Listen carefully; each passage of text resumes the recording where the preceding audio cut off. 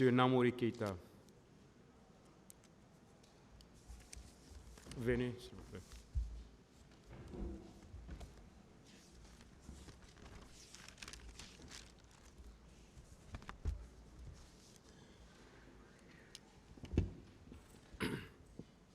Vous voulez parler dans quelle langue? En français, si vous le permettez, Monsieur le Président. Vous pouvez vous asseoir si vous le voulez. Je vais rester debout pour le moment. D'accord. Bon, il faut bien ajuster le micro parce que je vois qu'il se courbe déjà pour parler. Il faut bien ajuster. Voilà.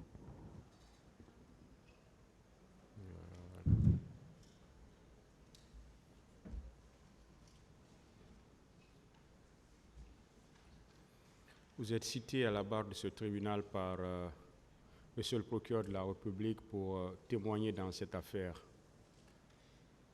Et vous avez des droits en tant que tel, parmi lesquels vous pouvez demander au tribunal d'être entendu à huis clos. Ou si vous voulez parler devant le public, vous pouvez le dire. J'ai pas de problème. D'accord. Alors, quel est votre nom? Keïta Namori. C'est bon? Quelle est votre profession? Votre date de naissance d'abord ou votre âge? 19 novembre 1952. 52. 52. À Kindia. Quelle est votre profession? Je suis médecin et en même temps enseignant-chercheur. Où vous êtes domicilié? À Nongo.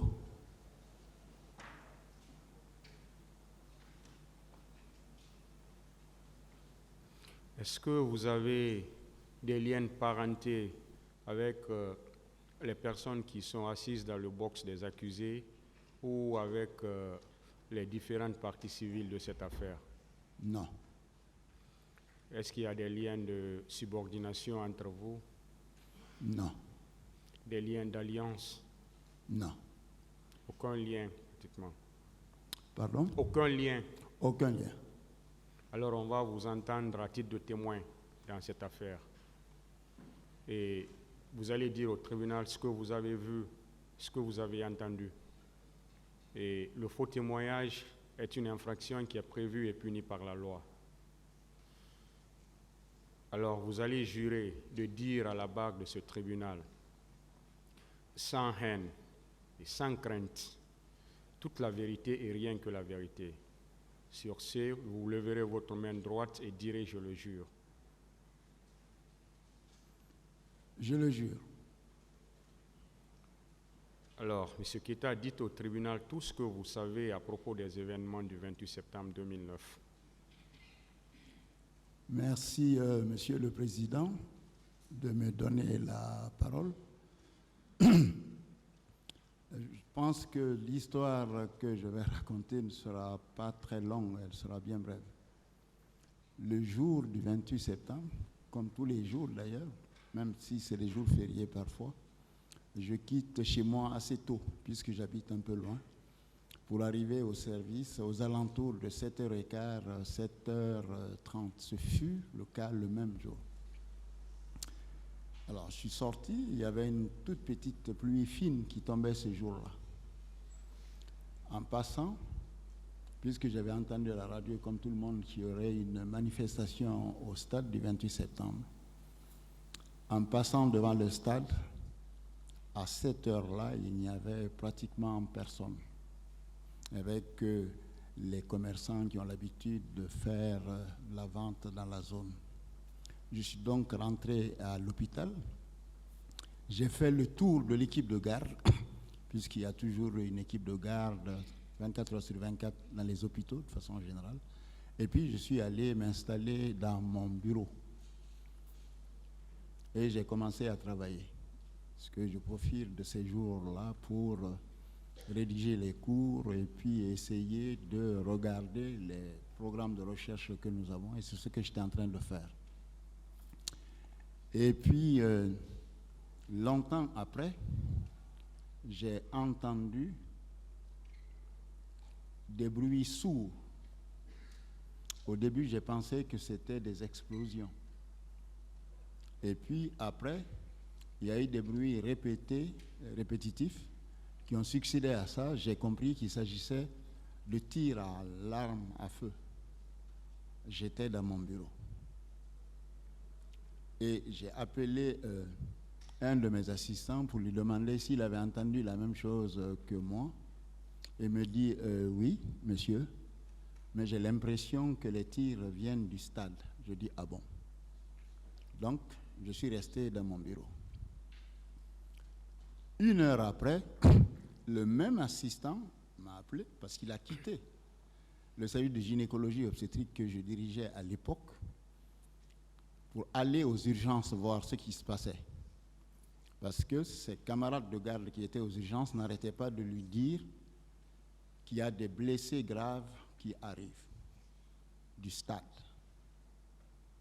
Donc, qu'il y était et que c'était vraiment une très grande catastrophe. Je dis, ah bon, de quoi il s'agit? Il me dit, il y a des blessés graves, mais il y a aussi des femmes qui ont subi des sévices. Et donc, on est là. Je dis, d'accord. J'ai décidé d'aller voir de moi-même pour me rendre compte de ce qui s'y passait. Et puis, entre-temps, je suis reparti au service parce que le service avait été un tout petit peu dégarni pour que les patients qui viennent puissent être pris en charge malgré que les sages-femmes, elles étaient restées sur place. Puisque c'est un service d'urgence, les maternités, les femmes accouchent tout le temps, quel que soit le moment, et il fallait quand même que des gens soient là pour s'en occuper. Et puis dans l'après-midi, je suis encore retourné. J'ai vu que la situation s'était aggravée. Et on a discuté entre nous, et de commun accord, on a décidé de prendre des ambulances pour aller vers le stade et voir si on pouvait prendre directement des blessés. Et donc, nous nous sommes déplacés avec 5 ambulances. L'ambulance de tête était l'ambulance de l'hôpital, où j'étais moi-même, où il y avait un infirmier anesthésiste, le nôtre d'ailleurs, en l'occurrence. Et puis, il y avait 2 assurances de Médecins Sans Frontières. Il y avait une ambulance de la Croix-Rouge guinéenne et la dernière ambulance était l'ambulance des sapeurs-pompiers. Donc 5 au total. Nous avons pris la direction du stade qui n'est pas bien loin.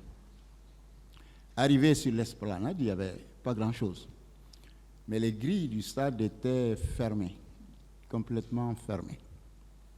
Je suis descendu avec l'infirmier anesthésiste, puisque c'était nous qui étions dans l'ambulance de tête, pour demander aux policiers, c'était des policiers casqués, de bleu vêtu, bleu nuit, avec, je crois que c'était les anti-gangs.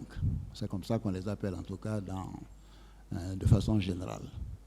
Alors, le policier qui était devant moi, il y avait plusieurs autres, je me suis présenté en lui disant que j'étais médecin et que, vu la situation, nous étions venus, et comme il le voyait, il le constatait, il y avait 5 ambulances. Nous voulons entrer dans le stade pour récupérer des blessés s'il y en a. Alors, il m'a regardé dans les yeux, il m'a dit s'il vous plaît, attendez, parce qu'il faut que je demande l'autorisation à ma hiérarchie. Je lui ai répliqué, je dis, mais il y a des blessés, vous en êtes conscient, mais il faut que nous puissions les prendre en charge. C'est pour cela que nous sommes venus en force. Il m'a dit, non, je prends référence auprès de mes chefs. Il a effectivement pris un téléphone, il s'est un peu éloigné, il a appelé. Je ne sais pas qui l'a appelé. Et puis après, il est revenu vers nous.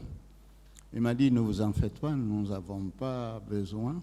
Nous avons tout ce qu'il faut pour prendre en charge les blessés et nous allons vous les amener à l'hôpital si c'est nécessaire, sinon nous allons les amener dans les autres hôpitaux où il y aura de la place.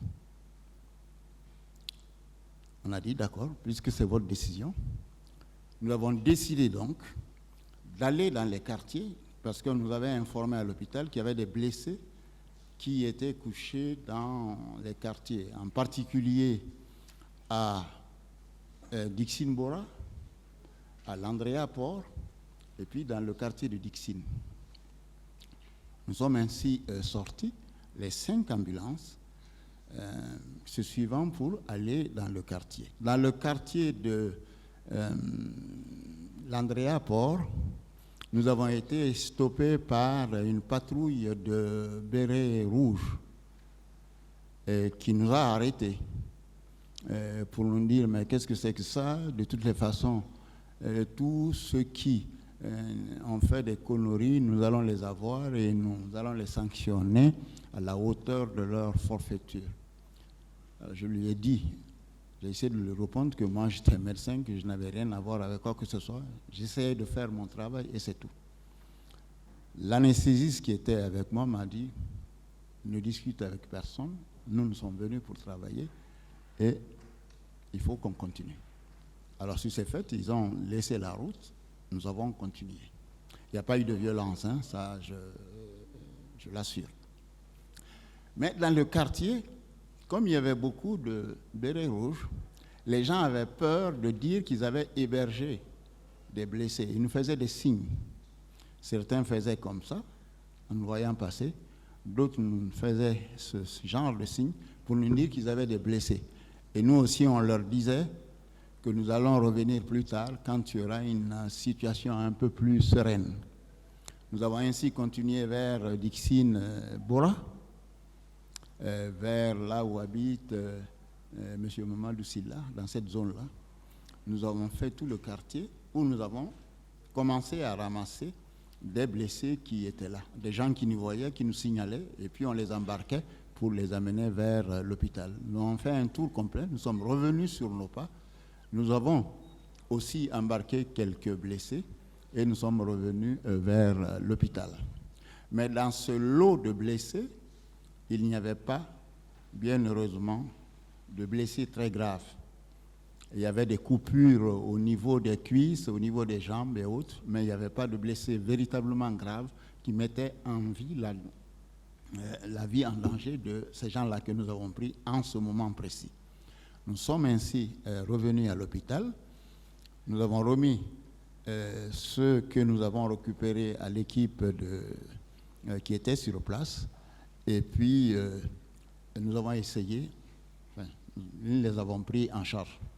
J'ai appelé à l'époque la directrice qui était dans son bureau, qui venait de quitter justement, mais son adjoint était là au service des urgences. Et avec lui, nous avons essayé d'organiser la prise en charge qui était déjà bien en place et bien avancée pour les premiers blessés qui étaient arrivés. Et puis, entre-temps, il y a des militaires, on ne sait pas d'où ils venaient, qui ont essayé de s'introduire dans l'hôpital. Et ils ont même jeté une grenade lacrymogène dans la cour de l'hôpital. Alors, les médecins et le personnel infirmier se sentis frustrés. Beaucoup se sont levés et ont couru vers la porte avec des menaces en disant « Tuez-nous tous, si c'est ça votre vœu ». Et après, la situation s'est calmée. Il y avait des militaires, 2, je crois, qui étaient dans la salle des urgences. L'équipe les a fait chasser pour qu'ils sortent de l'hôpital. Entre-temps, un officier est venu qui les a instruits de quitter immédiatement l'hôpital. Ils se sont exécutés, ils sont partis. Et puis, on a commencé à voir les femmes qui avaient eu des sévices. Mes assistants m'avaient parlé de celles qui étaient venues. Une partie était déjà partie à leur domicile. Et puis, il y en a qui étaient restés. Et dans les jours qui ont suivi, nous avons continué à recevoir les femmes violées qui ont pris le courage après de venir à l'hôpital. Voilà ce que je sais de la situation du 28 septembre, ce que j'ai vécu et ce que j'ai vu.